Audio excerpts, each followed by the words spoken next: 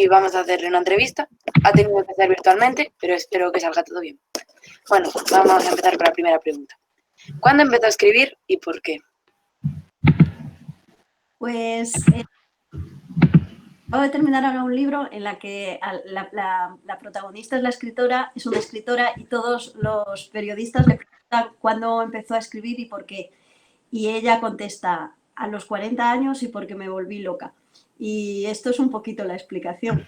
De escribir muy tarde, que me volví loca.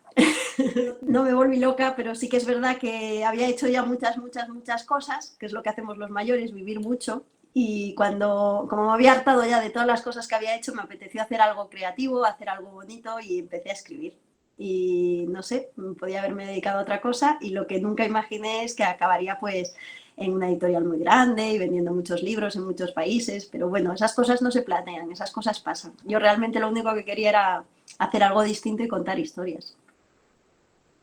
O sea que de pequeña nunca tuviste una gran, o sea, no tuviste una relación con la escritura, ¿no? No, sí que es verdad que se me daba muy bien escribir. En clase de lengua pues siempre era de las que tenía las mejores redacciones y tenía mucha facilidad para montar rimas y cosas así, pero las utilizaba para hacer chistes con mis amigas y hacía poesías largas poniendo verdes a los profesores. Alberto, por favor, tápate los oídos. Y eso lo utilizaba. Pero realmente nunca me imaginé que acabaría escribiendo libros, pero sí que es verdad que alguna vez lo soñé, o sea, en plan de decir, jo, cómo molaría ser capaz, ¿no? Pero nunca me lo había planteado porque pensé que nunca sería capaz de sentarme y escribir un libro del tirón, ¿no? Y no, nunca me lo planteé, la verdad es que no. Lo que sí era muy lectora, leía muchísimo a todas horas. Me encantaba, sí. De niña, si le mandaban a escribir un texto, ¿sobre qué lo solía hacer? ¿Y cómo se enfrentaba a él? Pues no sé, yo tampoco tengo mucho recuerdo de los textos, porque los profes, de nuevo Alberto, tápate los oídos, tienen muy poca imaginación con esto. Siempre nos mandan la misma chorrada de qué has hecho estas vacaciones y esas cosas.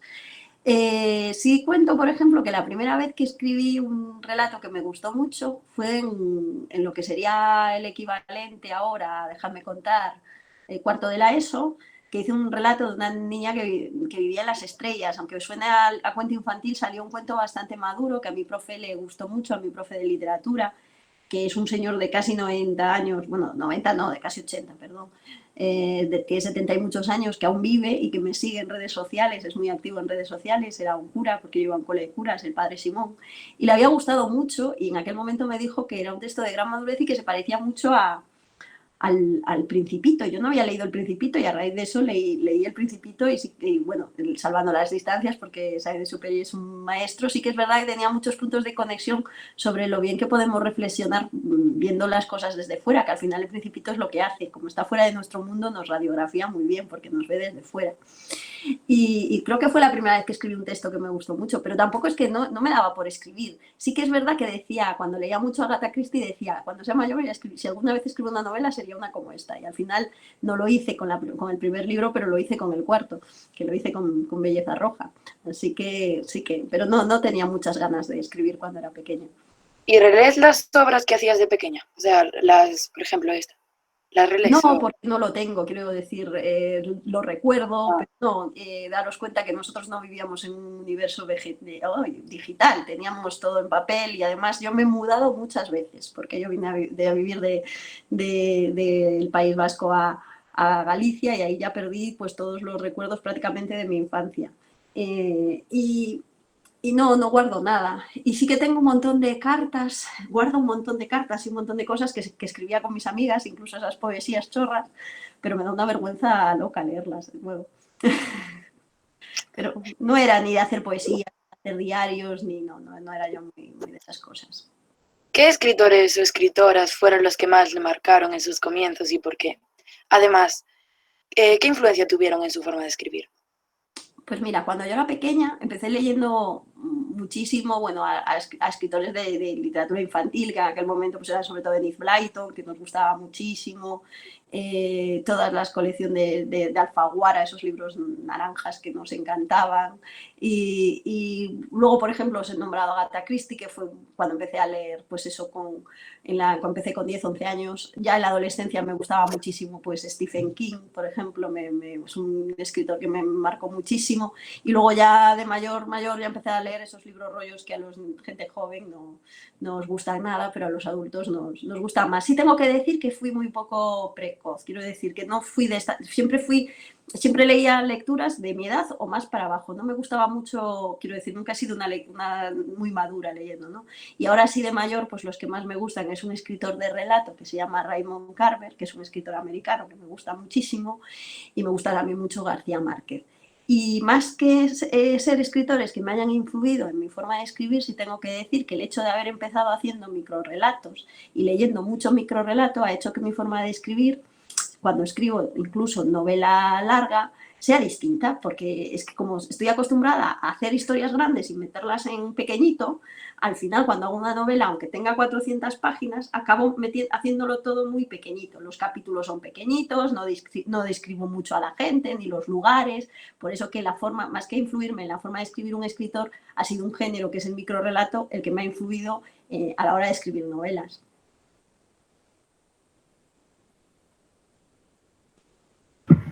Geray. En sus inicios aparece que se decantaba más por los microrrelatos, incluso tiene un blog donde los publicaba. ¿Qué le atrae de este género? Bueno, pues el primer libro, esos 10 microrrelatos que Alberto os ha dado en clase, están incluidos en mi primer libro, que es un libro que tiene 105 microrrelatos. Empecé con el microrrelato porque realmente cuando uno tiene que trabajar y tiene niños y tiene que llevarlos al cole y tiene que llevarlos a la piscina y al ballet y tiene que hacer la comida y la compra, no se plantea escribir una novela grande. Y de repente empecé a hacer microrrelatos para un concurso porque me permitía hacer historias o sea, una historia entera y me permitía contarla en 100 palabras.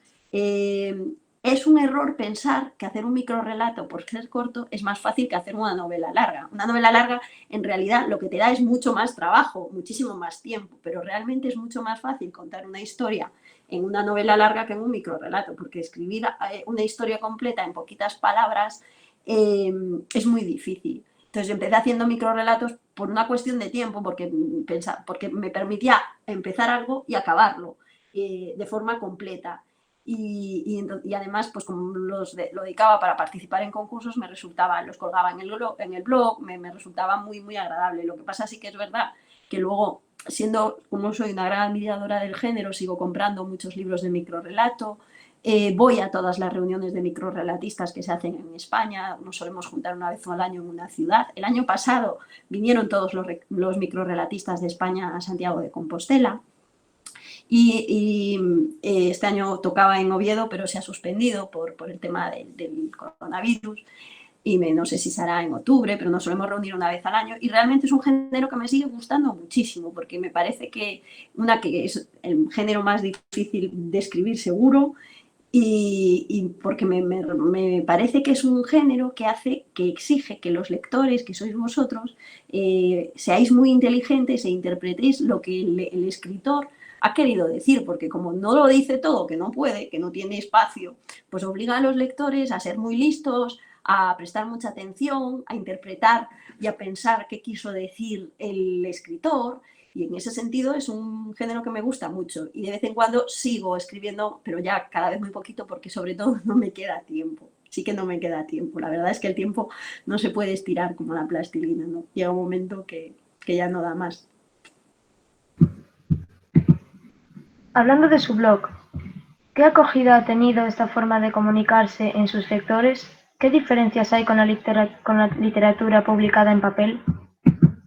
Bueno, los blogs ahora se han muerto con las redes sociales, es verdad, pero cuando yo empecé a escribir microrrelato en el año 2013, desde el año 7 u 8 en España ha habido una generación de gente que hacía microrrelato a la que se nos conoce como la generación blogger, que hacíamos nuestros microrrelatos y los colgábamos allí. Lo bueno del blog, bueno, en aquel momento suponía que colgabas algo y la gente lo leía, se entraba en tu blog, te lo comentaba, nos los comentábamos los unos a los otros, leíamos los blogs de los demás y había un gran movimiento, ¿no? Y entonces eso era muy chulo porque te permitía que tú escribías algo e inmediatamente la gente te lo leía, ¿no? Es como cuando escribes una novela que tienes que buscar un editor, que te lo publique, que salga el libro, que la gente lo compre. Esto nos daba, desde el punto de vista de la creatividad, era maravilloso. Vivimos años en los que leíamos muchísimo microrelato, nos lo comentábamos los unos a los otros. Luego llegaron las redes sociales y al final lo que hacías era colgar en redes sociales un enlace a tu blog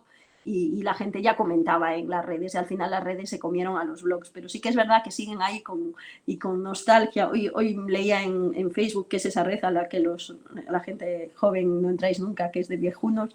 Veía a un amigo mío colgaba que decía que hoy hacía 9 años que él había estrenado su blog en el año 2011.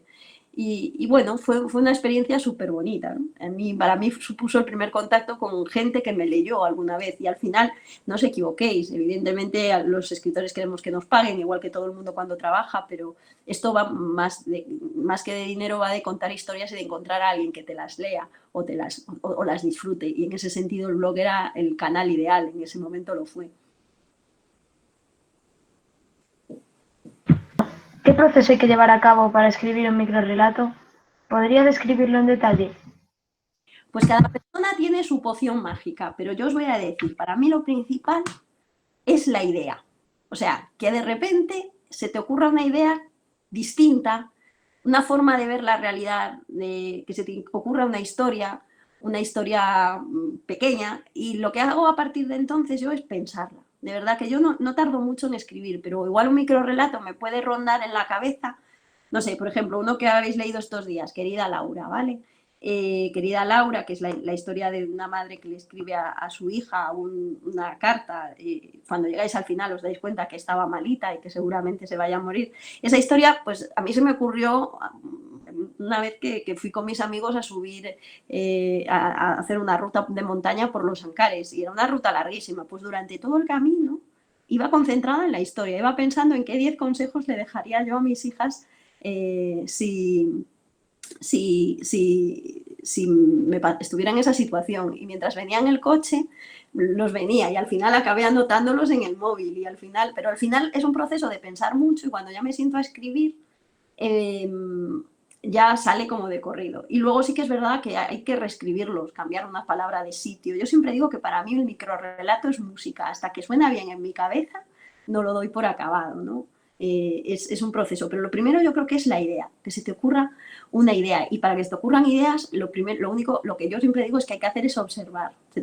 Las ideas se te ocurren en el autobús, cuando ves al que va adelante, cuando ves lo que le pasa, cuando se le cae a alguien algo y el otro no va a recogerlo, yo qué sé, simplemente con observar la vida ya te das cuenta de que en todas las esquinas hay una historia que contar, y hacer un microrrelato no es más que contarla de forma pequeñita. ¿Es que en este proceso de confinamiento te ha costado más pensar ideas para los microrrelatos? Bueno, yo ahora no estoy escribiendo microrrelato, ¿no? Y en ese sentido tampoco tengo la cabeza centrada en el microrrelato. También me ha pasado que, bueno, que he estado un poco malita, ¿no? Y he tenido síntomas, pero no he estado muy malita, no os preocupéis. Pero sí que es verdad que he tenido un poquito de fiebre, un poquito de tos, y no podía salir de la habitación, y entonces tampoco estaba como con muy pocas ganas de escribir. Pero me imagino que, como de todas las situaciones de la vida, acabarán saliendo grandes historias, igual no mías. Yo estaba, para que veáis lo que son las casualidades, en esta novela, la que acabo de terminar, que la terminé nada más salir de mi aislamiento, la empecé a escribir hace un año, ¿no? Y que ya estaba casi terminada. Hablo de la historia de una escritora que está encerrada en una habitación porque está secuestrada. Y yo vengo de pasar 20 días encerrada en una habitación yo sola. Entonces, mientras estaba allí, me di cuenta que no lo había hecho tan mal, porque lo que sentía yo estando encerrada era lo mismo que sentía mi protagonista, y que lo escribí hace meses, ¿no? Entonces, del confinamiento saldrán historias, porque en el confinamiento estamos viviendo situaciones extraordinarias y distintas, y lo que hacemos los escritores es contar cosas extraordinarias o distintas, pero eso no quiere decir que no sean comunes, ¿eh? Quiero decir, es extraordinario lo que pasa cuando alguien sale en un balcón a aplaudir. No penséis que las cosas extraordinarias son simplemente Spiderman o Superman volando por las calles, pero son extraordinarias las cosas que nos emocionan, las cosas que son distintas, las cosas que nos hacen sentir, las que nos hacen llorar, las que nos hacen reír. Y como en el confinamiento están pasando un montón de cosas que ponen nuestras emociones a flor de piel, estoy segura que habrá grandes microrrelatos y grandes historias del confinamiento. ¿Cuáles son las principales diferencias para usted entre escribir un microrrelato y una novela? Pues en el microrrelato ya lo he explicado, es muchísimo más, para mí me parece difícil de concepto, ¿vale? Luego es mucho más rápido, porque un microrrelato te puede llevar 2 días o te puede llevar 2 semanas, pero no mucho más, ¿vale? Y mientras que una novela son meses de trabajo, pero en una novela yo me hago un esquema general en la cabeza, sé el principio, sé el final, y luego siempre digo que es como levantarte de noche para ir al baño. Sabes dónde te levantas en tu casa, no enciendes la luz, sabes perfectamente, vas a oscuras y dices, ay, me da un golpe porque aquí está la silla, porque aquí está la mesa, porque aquí está la mesilla, porque aquí está la puerta, aquí está la llave de la luz, sabes dónde está todo, porque es tu propia habitación, pero no ves nada. Y hasta que se enciende la luz, no lo ves todo.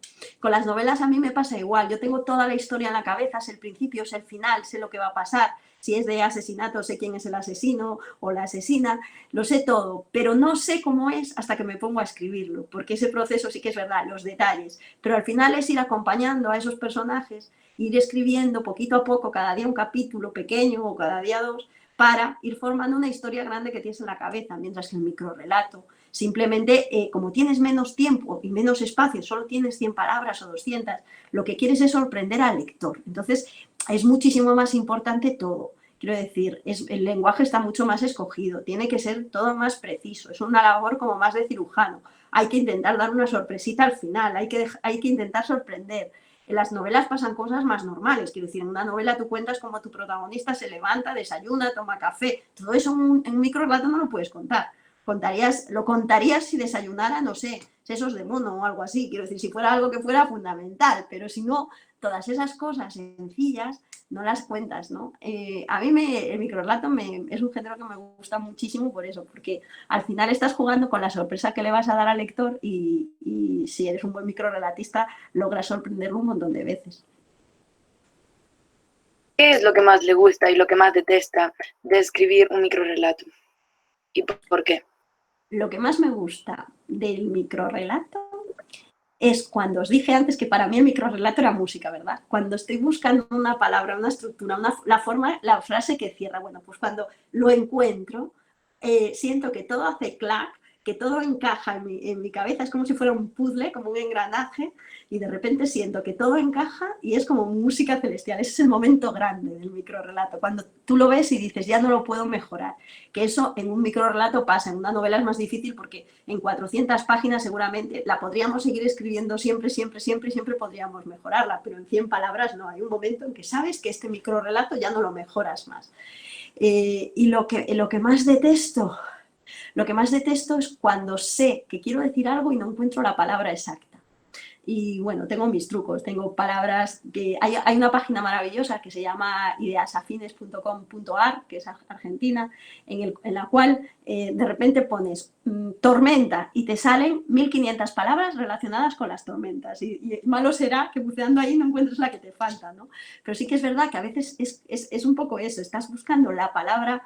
ya lo decía Juan Ramón Jiménez, ¿no? Inteligencia, dame el nombre exacto de las cosas. Estás buscando la palabra exacta y no la encuentras. Hay veces que no la encuentras, de verdad que no. Y esa es la parte que odio del microrrelato. Hasta que llega ese punto en el que todo encaja y en el que os digo que es la parte más chula del microrrelato.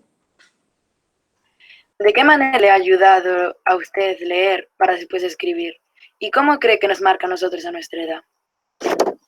A ver, voy a decir algo horrible, ¿vale? Quiero decir, para mí leer es maravilloso, es increíble, la persona que soy está marcada por todo lo que leí, pero también quiero decir que este rollo viejuno que tenemos los mayores de deciros que todo está en la lectura. Es verdad que vosotros tenéis un montón de cosas y a la cultura se accede por un montón de canales, ¿vale? Se accede por los videojuegos, se accede por la tele, se accede por las plataformas. Por eso no podemos demonizarlo. Quiero decir, eso que tenéis vosotros es una riqueza que nosotros no tuvimos. Nosotros, siempre digo lo mismo, es que suena a súper viejo, pero es la verdad. Al final nosotros solo teníamos una tele que no tenía mando a distancia y que encima casi siempre estaban echando toros o misa. Entonces es normal que nos pasáramos toda la vida leyendo, porque nuestra única ventana al mundo era esa. Vosotros tenéis un montón de ventanas al mundo y tenéis que aprovecharlas todas. Y llegados a este punto es cuando ahora me pongo en modo profesor de lengua o de lengua gallega, me da igual, de lengua castellana, lengua gallega, digo yo, pero además de todas esas ventanas, la literatura tiene algo especial y es que os exige un plus de imaginación. Y además, no sé, es como la música. A mí la música me hace sentir cosas. Cuando estoy muy animada me hace ser más feliz, cuando estoy muy triste me acompaña en mi melancolía. Y la literatura es verdad, os va a dar algo que las pelis nos van a dar o que las series no van a dar. Cada arte tiene una manera distinta de tocar la sensibilidad de una persona. Y evidentemente, cuanto más lees, más rico eres, igual que cuanto más viajas, más rico eres, igual que cuanto más cosas comes, más rico eres. Quiero decir, una persona que solo come espaguetis no puede ser. Todos necesitamos tener una alimentación variada, necesitamos tener una cultura variada, necesitamos escuchar mucha música, necesitamos viajar, necesitamos ver documentales. Entonces la literatura os hará ser más grandes mentalmente y sobre todo os dará algo muy importante, que es la capacidad de tener, bueno, aparte de daros conocimiento, os da la capacidad de tener juicio crítico, aunque eso os lo dan también otras vías culturales, ¿no? Entonces, para mí, yo no sería la persona que soy si no hubiera leído lo que he leído, y seguramente sería mejor persona si aún leyera más, pero no me da la vida, ¿no? Nosotros estamos en una edad en que leemos bastante, pero un poco más adelante tenemos que estudiar mucho y no tendremos tanto tiempo para leer. ¿Cómo cree que se puede mejorar el fomento de la lectura en la ESO y en el bachillerato? ¿Qué piensa que se puede mejorar en este sentido? Bueno, yo creo que han cambiado las cosas, ¿no? Porque, por ejemplo, las lecturas obligatorias, que son siempre horribles, porque han cambiado. Yo sé que, por ejemplo, ahí me va a reñir el profesor, pero yo sé que los clásicos hay que leerlos. Pero, por ejemplo, yo he dicho antes que era una chica muy poco precoz, quiero decir que me costaba mucho la literatura, yo creo que igual determinadas lecturas que nos hacían leer con 13 y 14 años, o te gustaba mucho leer o te dejaban más secuelas, ¿no?, de por vida. Yo creo que ahora leéis libros muchísimo más entretenidos de los que leíamos nosotros cuando íbamos al cole, y eso es verdad. Y eso es bueno, ¿no? Porque al final eso os ayudará. Pero yo creo que la verdad es una pregunta que siempre me cuesta mucho responder. ¿Cómo hacer que leáis? Pues es que es muy difícil que leáis, porque tenéis un montón de cosas divertidas que hacer. Pero al final, aunque he dicho que el tiempo no es elástico, también es verdad que el tiempo da para todo. Porque si yo soy capaz de trabajar, criar a 2 niñas y escribir los libros, no me digáis que vosotros no vais a ser capaces de estudiar un poquito y leer un libro.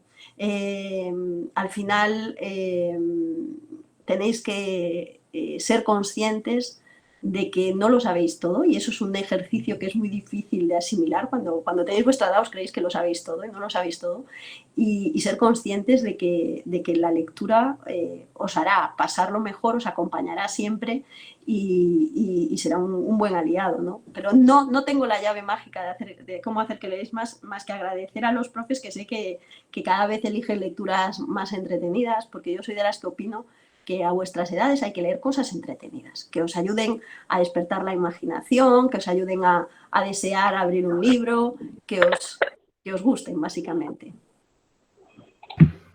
¿Se nos ha conectado un chico aquí? Según los datos, cada vez leemos menos libros. ¿De qué modo cree que las nuevas tecnologías son en parte las responsables de esto? Pues yo creo que ya lo hemos dicho todo, ¿no? Es verdad que tenéis un montón de cosas que parecen muchísimo más atrayentes, ¿no? Pero bueno, a mí tampoco me gusta hacer ejercicio y al final acabo yendo al gimnasio, ¿no? Porque sé que es bueno para mí. Y entonces tenemos entre todos que hacer un esfuerzo para leer. Y de verdad que si le dais una oportunidad a la lectura descubriréis que hay pocas cosas que emocionen tanto como un buen libro, ¿no? Y sobre todo que acompañen. Yo no recuerdo ninguno de los momentos importantes de mi vida sin un libro al lado.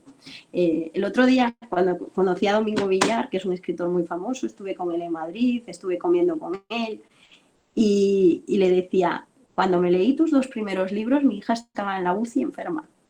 Y mirad que es un momento horrible de la vida de una persona tener a una hija tan enferma que esté en el hospital, en la UCI. Pues recuerdo sus libros como maravillosos, porque al final fueron libros que me ayudaron a pasar un momento horrible, ¿no? Si aprendéis eso de los libros, si aprendéis que los libros están ahí para ayudaros, habréis avanzado mucho a la hora de amar la lectura y la literatura, ¿no? Si a uno de nosotros le gusta mucho escribir, ¿cuáles serían sus recomendaciones y qué piensa que debería evitar si quiere convertirse en escritor? Pues igual, es que para ser escritor lo primero que hay que hacer es no querer ser escritor, no mirarme a mí, no. Lo importante es, si alguien quiere escribir, lo que tiene que hacer es leer mucho. Y lo siguiente que tiene que hacer es escribir. O sea, es que es así de fácil. Escribir mucho. Y yo, por ejemplo, cuando empecé a escribir, hice cursos de escritura, que no me enseñaron a escribir, pero me enseñaron qué no tenía que hacer para escribir, ¿no? Y qué cosas estaban mal, qué cosas sonaban mal. Al final es como un instrumento. Si uno está acostumbrado a escuchar a todas horas cómo suena un violín, el día que lo escuche y suene mal, se dará cuenta de que está sonando mal. Si tú lees mucho, te darás cuenta cuando escribes si lo que escribes merece la pena. Pero al final, de verdad, que el que quiera escribir, lo único que tiene que hacer es escribir. Además, hoy en día hay tantísimas plataformas para que la gente te lea, porque antes la gente escribía en su casa, escribía su diario y nadie lo leía. Pero es que hoy en día tenéis WhatsApp, tenéis la posibilidad de abrir un blog, tenéis la posibilidad de presentaros a un montón de concursos. En ese concurso que os hablaba antes, para el que yo escribía microrelatos, relatos en cadena, hace 3 años fue finalista anual, que solo llegan 10 personas de 20 y tantos mil, una chica de 14 años, una niña, y quedó segunda. O sea, fue la segunda de 20 y tantos mil. O sea, es que al final el que quiera escribir solo tiene que hacerlo. Y sobre todo, y el consejo de que leáis mucho, porque al final eso te ayuda a ver cuándo el instrumento suena bien.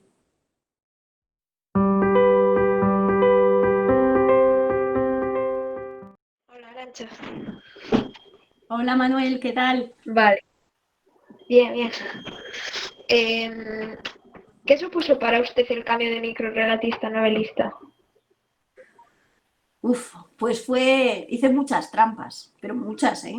O sea, no os imagináis, porque yo, después de hacer el libro de microrelatos del que habéis estado leyendo del libro de A Celeste la compré en un rastrillo, del que salieron los 10 microrelatos que habéis trabajado, yo hice una novela, pero hice una novela muy corta, que se llamaba Sobreviviendo y participé en un concurso que era la novela por entregas de la Voz de Galicia, en cuyas bases se decía que había que hacer una novela de 31 capítulos de 3.500 caracteres exactos. Y luego el que ganaba la publicaban 31 días seguidos en La Voz de Galicia en verano, ¿no? Yo gané ese premio y la verdad, si lo pensáis, 3.500 caracteres exactos son 2 páginas y pico. Entonces yo cuando hice la historia, me planteé la historia en la cabeza, pero luego realmente lo que hice fue como escribir 31 microrelatos, entonces hice trampa. Pero es que mi siguiente libro se llamaba Deixa su mensaje después do sinal, deje su mensaje después de la señal. Y ese libro era la historia de 4 mujeres que hacían llamadas a un contestador automático. O sea, que las llamadas eran algunas de 10 líneas, otras de media página, que al final eran 120 llamadas. Hice una novela en la que había 120 microrelatos. Entonces siempre digo que es como hacer trampas, porque hice una historia grande, pero compuesta siempre de pequeños microrelatos, ¿no? E incluso en la novela, siempre digo que era como el funambulista que va encima del hilo, pero que hace trampa porque tiene la red debajo, ¿no? Realmente no las consideraba casi novelas, pero claro, ahora ya cuando hice Belleza Roja, eso sí que ya eran 400 y pico páginas y sí que es verdad que tenía mucho ya de una novela tradicional. Y ahí ya, pero sí es verdad que vengo haciendo el aprendizaje durante todo el camino. Y aún así, hay que decir que tiene casi 100 capítulos y son capítulos muy cortos, porque yo cuando me siento a escribir siempre me planteo que ese día voy a acabar el capítulo que he empezado. Por eso son capítulos de 2 páginas y media, y así es como cuando me sentaba a escribir un microrelato, aunque en mi cabeza tengo la historia entera, ¿no? Entonces así es verdad que soy un poco tramposa, soy tramposita, sí. ¿Tienes pensado hacer algún microrelato que tenga que ver con esta situación del coronavirus? Pues no lo sé, es que ya os digo que tengo en la cabeza tengo poca cabeza para el microrelato en este momento, porque eh, fíjate, el último microrelato que hice, el año pasado hice 2 en todo el año y con uno gané un premio. Y el último que hice fue en octubre y realmente, así como lo hice, medio lo integré dentro de mi novela. No tengo la cabeza muy para microrelato porque ahora, claro, tengo que hacer novelas, tengo que traducirlas, tengo que ir a colegios, tengo que ir a ferias. Bueno, ahora a ferias no, pero bueno, con la anterior novela he viajado muchísimo. Y entonces no me queda tiempo para el microrelato y el microrelato, aunque os he dicho antes que me cuesta muy poquito tiempo escribirlo, a mí mentalmente me ocupa la cabeza muchísimo. O sea, yo cuando escribo un microrelato, pues el tiempo que me lleva escribirlo, una semana, 10 días, 2, solo pienso en él. Entonces no tengo capacidad o en este momento no. Y tampoco creo que escriba mucho sobre el coronavirus. Pues ya os he dicho que he estado... No lo sé. Igual de cara al futuro. Yo creo que escribí mi historia de mi encerramiento y de mi confinamiento antes. He tenido esa iluminación. Casi es premonitorio. Pero bueno, yo ya he escrito sobre una señora encerrada durante casi un mes en un sótano sin comunicación al exterior, que es el argumento de mi siguiente novela, porque está secuestrada por un psicópata. Y en ese sentido yo creo que ya he cumplido de sobra. No sé, lo que sí está claro es que nos está pasando algo extraordinario, algo que nunca habíamos imaginado y eso va a afectar a todo. Va a afectar a cómo nos sentimos nosotros, a los creadores les va a afectar a la hora de escribir, a la hora de cantar, a la hora de actuar. Pero, pues sí, estoy segura. ¿Quién sabe? Es lo único que te puedo contestar. ¿Quién sabe? En este momento sí que estoy completamente, tengo la mente saturada de encierro. Una vez que se edita un libro, no hay vuelta atrás. Tras leer alguna obra suya después de publicarla, ¿ha pensado que no debería haberlo hecho porque ya no le gustaba? Hola, Manuela. Mira, he pensado que ahora las haría mejor. Pero eso no quiere decir que yo tenga ahora capacidad de juzgar a la persona que fui hace 5 años. Estoy completamente segura. Mira, este verano pasado estuve traduciendo al castellano Sobreviviendo, que es esa novela que os dije que tenía 31 capítulos de 3.500 caracteres exactos. Y la traduje del gallego al castellano y le pedí permiso a mis editores para ampliarla porque era muy cortita. En vez de 31 capítulos hice 45 y me permití corregir todo lo que me dio la gana. La verdad ha sido una experiencia muy buena, ¿no? Porque es como coger esa novela y mejorarla y ha quedado mucho mejor. Pero por otro lado, pienso que si yo ahora cogiera Celeste, ahora acaba de salir la segunda edición y me han preguntado si quería cambiar algo, yo dije que no. Dije que no porque ese libro lo escribió Arantxa con 41 años, ese libro lo escribí, la escritora que lo escribió no soy la que soy ahora, pero yo creo que cada cosa tiene su tiempo. Y es verdad que una vez los libros los sueltas, ya no son tuyos, son de los escritores, son de los lectores, ¿no? Y ese es el proceso bonito, ¿no? Es el proceso natural. Es lo mismo que nos pasa con los hijos. De repente crecen y tenemos que asumir que vosotros ahora sois personas más independientes, con capacidad de tomar vuestras propias decisiones, para decidir cómo os peináis, cómo os vestís, quiénes son vuestros amigos, qué películas os gusta ver. Y a los padres nos cuesta mucho aceptar eso, ¿no? Pero al final es un proceso natural y con los libros pasa lo mismo. Una vez salen ya no son tuyos, son de tus lectores. Y reescribirlos no tendría mucho sentido, ¿no? Mientras que alguien ya se prepara, yo tengo una preguntita, Arantxa. Dijiste antes que viajabas mucho, ¿no? Sobre todo este último año. Estas situaciones en los aeropuertos, en los aviones, bueno, hay bastante sobre esto, ¿no? ¿No es un momento especial para que te vengan ideas, para ver a gente que no conoces? Pero absolutamente, ¿eh? O sea, pero no tanto se me está moviendo una lentilla, ¿eh? No tendré que ir a ponérmela bien. Sí, para mí siempre hay un titular por ahí en una entrevista que hice diciendo que yo sería muy feliz si Santiago tuviera metro. Pero para mí el transporte público es el lugar ideal para pensar historias. Primero, tengo una frase en mi última novela que dice que a la escritora le encantan los semáforos, las colas del banco y en general todo, y las salas de espera de los dentistas y en general todos los sitios en los que hay que esperar y no se puede hacer nada. Porque yo creo que ese es el momento maravilloso de creación, porque cuando uno está en la cola del supermercado o cuando está en la cola del banco o está en un autobús sentado, Lo único que puedo hacer es observar, imaginar, y os aseguro que solo con eso, quedarte parado y observando lo que pasa a tu alrededor, surgen 100.000 historias. Pero eso no quiere decir que lo que esté pasando que estén pasando grandes historias a tu alrededor, pero sí que eres capaz de imaginarlas. Sobre todo a través eso de pequeños gestos, ¿no? De repente, si ves como de repente alguien rebusca en su cartera y no encuentra para pagar el autobús y no se puede subir, de ahí puede salirte toda una historia, ¿no? O sea, al final, entonces al viajar sí que es verdad que el tema de aeropuerto, hoteles, restaurantes, tengo que cenar sola, comer sola en muchísimos sitios. Eso solo te da para observar la vida, ¿no? Y eso sí que es tremendamente creativo. Hola, buenas, Arantxa, buenas tardes. ¿Tienes algún plan de cara al futuro o algo en mente ya pensado o vas a improvisar, por así decirlo? Lucas, yo creo que vas a ser periodista, lo veo clarísimo. ¿Tienes? No. Muy bien preguntado. Mira, acabo de terminar la novela y cuando uno acaba de escribir una novela, luego lo que hacen sus editores, y yo además tengo dos, uno en gallego y otro en castellano, es hacerte recomendaciones. Y luego lo que tú haces es decir que te parece bien o que no te parece bien. Entonces, ahora, hasta que salga la novela, que iba a salir a final de año, pero que ahora con estos temas del coronavirus, como se está retrasando todo mucho, no sé, me espera mucho trabajo de mejorar la novela con los consejos de mis editores. Y a mayores voy a hacer un álbum ilustrado con un libro que hice, que quedó finalista en el Torrente Magister, que eran 11 relatos cortos, cuando digo, no eran microrelatos, eran relatos de 8, 9 páginas, 10, 11, y eran 11 relatos, se llamaba Historias de Mentes, y eran 11 relatos de gente que tenía alguna patología psicológica, ¿no? Pues un maltratador, un obeso mórbido, una persona con principio de Alzheimer, un terrorista de los que entran a matar, alguien con estrés postraumático, un hipernésico, bueno, una serie de personas, una persona con TOC, una serie de personas con muchos problemas y vamos a hacer un álbum ilustrado con la gente que hizo A Celeste la compré en un rastrillo, que es el libro de microrelatos con el que habéis estado trabajando, ¿no?